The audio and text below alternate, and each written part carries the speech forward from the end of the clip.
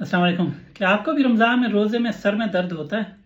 اگر ایسا ہے تو آپ اکیلے نہیں ہیں، بہت سے لوگوں کو ایسا ہوتا ہے اور مجھے بھی ہوتا تھا. میں اس لیے کہہ رہا ہوں کہ اب نہیں ہوتا، اور اس کی وجہ بھی میں آپ کو بتاؤں گا. اس کی 3 وجوہات ہوتی ہیں عام طور پہ. نمبر 1، یہ ڈی ہائیڈریشن سے ہو سکتا ہے سر میں درد، کیونکہ پانی نہیں ملتا روزے میں. اور دوسرا، یہ نیند کی کمی کی وجہ سے ہو سکتا ہے. اور تیسرا جو مین وجہ ہے وہ ہے کیفین ودرول. یہ جو ہم چائے کافی وغیرہ پیتے ہیں، اس کے اندر کیفین ہوتا ہے. اب جب ایک دم سے چائے ہماری بند ہو جاتی ہے تو ہمارے سر میں درد شروع ہو جاتا ہے، خاص طور پہ جب دوپہر کے بعد یا شام کو. تو اس کا بہترین طریقہ جو میں نے نکالا ہے پچھلے کئی سالوں سے، اور الحمدللہ مجھے اب سر میں درد بالکل نہیں ہوتا رمضان میں. تو میں رمضان سے 2 یا 3 ہفتے پہلے سے چائے کافی بالکل بند کر دیتا ہوں.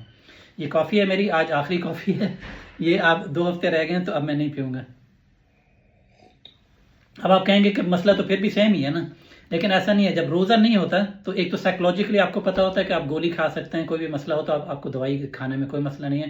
دوسرا، پانی پی لیتے ہیں، کوئی اور جوسز وغیرہ، کوئی اور ڈرنک پی لیتے ہیں، تو اس سے بھی وہ سر میں درد یہ کم ہو جاتا ہے، ختم ہو جاتا ہے. تو یہ طریقہ ہے. اب رمضان میں اس کے بعد جب تک رمضان شروع ہوتا ہے تب تک عادت ختم ہو چکی ہوتی ہے.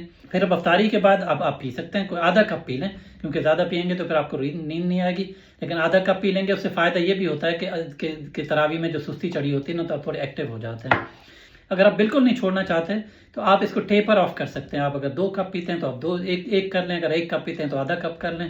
اور اس کا ٹائم بھی آپ ڈیلے کر سکتے ہیں. اگر آپ صبح میں چائے پیتے ہیں تو آپ اس کو تھوڑا ڈیلے کریں، اس کا لیٹ پئیں، دوپہر کے بعد پئیں یا کسی وقت پئیں، تاکہ آپ کا ٹائم کا سائیکل تھوڑا سا مزید لیٹ ہو جائے، تو آپ کو افطاری تک پھر سر میں درد نہ ہو.